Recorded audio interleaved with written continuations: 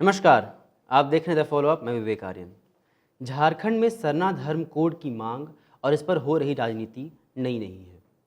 आदिवासियों का एक बड़ा वर्ग, एक बड़ा समूह सरना धर्म कोड या आदिवासी धर्म कोड की मांग कई सालों से कर रहा है, लेकिन पहली बार 20 सालों में पहली बार सरकार ने सरना धर्म कोड पर प्रस्ताव लाने का निर्णय लिया है।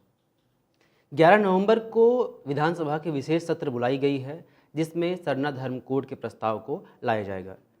इस विशेष सत्र के लिए संसदीय कार्य मंत्री आलमगीर आलम ने अपनी मंजूरी दे दी है और इस प्रस्ताव को राज्यपाल के पास भेज दिया गया है। झारखंड के मुख्यमंत्री हेमंत सोरेन ने पहले भी कई बार और इस बार हाल में दुमका चुनाव के प्रचार प्रसार के दौरान और बेरमो चुनाव के प्रचार प्रसार के दौरान सरना धर्म कोड को अपने भाषणों में उसका जिक्र किया। इसके अलावा मानसून सत्र में वित्त मंत्री रामेश्वर उरांव ने भी इस बात का जिक्र किया था और कहा था कि हम यानी कि सरकार जल्द ही सरना धर्म कोड पर प्रस्ताव लेकर आएगी। सरकार अपने उसी वादे को पूरा करने के लिए यह कदम बढ़ा रही है, लेकिन इसका अर्थ यह नहीं है कि विधानसभा के सत्र में विशेष सत्र जो बुलाई गई है उसमें पक्ष और विपक्ष के जो नेता हैं उनके सहमति के बाद अगर यह प्रस्ताव पारित हो जाता है तो सरना धर्म कोड लागू हो जाएगा और झारखंड के आदिवासियों को एक अलग सूची, एक अलग कॉलम जनगणना में मिलेगा। ऐसा नहीं है। यह प्रस्ताव पारित होने के बाद सरकार यानी कि राज्य सरकार केंद्र को यह प्रस्ताव भेजेगी और केंद्र के द्वारा पारित किए जाने के बाद ही सरना धर्म कोड लागू हो सकेगा। हालांकि यह बात ज़रूर है कि मुख्यमंत्री ने, झामुमो की सरकार ने, यूपीए सरकार ने जो वादा किया था चुनाव के पूर्व, उस तरफ सरकार अपना कदम जरूर बढ़ा रही है।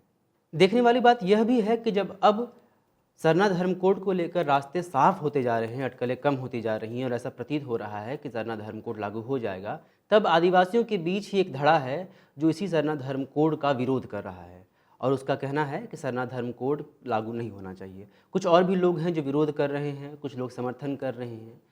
द फॉलोअप इस पर एक विस्तृत रिपोर्ट, एक विस्तृत सीरीज लेकर आपके सामने आने वाला है, जिसमें सरना धर्म कोड के इतिहास के बारे में, इसकी उपयोगिता के बारे में, कोई क्यों विरोध या समर्थन कर रहा है और इसके आने पर क्या बदलाव आ सकेंगे, और हम कोशिश करेंगे कि किसी जानकार व्यक्ति के साथ हम बातचीत करके भी इन सभी मसलों पर एक विस्तृत रिपोर्ट वीडियो सीरीज़ के रूप में आप लोगों तक हम पहुँचें। फिलहाल 11 नवंबर का इंतज़ार आपको भी है और हमें भी है, जब विशेष सत्र में सरना धर्म कोड को लेकर बहस होगी और वहाँ से प्रस्ताव पारित होने या ना होने का रास्ता साफ साफ नजर आएगा।